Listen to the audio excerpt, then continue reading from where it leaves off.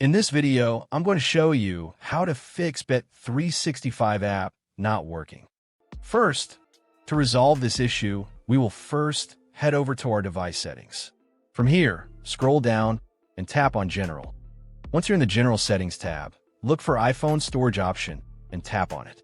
Over here, you can either search for the app or you can scroll down and look for it. Then tap on the app. On the next screen, you need to tap on the Offload app option. A confirmation pop-up will come up. Now tap on the Offload app option here. It'll take a bit for processing, and then a reinstall button will show up. Simply tap on it to reinstall the app.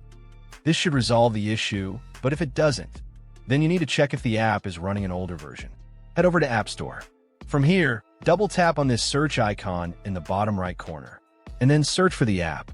Once the app comes up in the search result, and if you see this update button right next to the app, simply tap on it to make sure you're running the latest version of the app. However, if you continue to encounter this issue, then you will need to completely reinstall the app, which usually resolves the problem.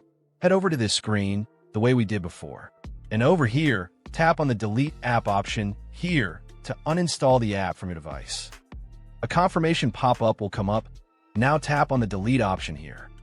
Once uninstalled, open up App Store and search for the app in the search bar. After the app comes up in the search result, simply click on this cloud icon to install it back onto your device.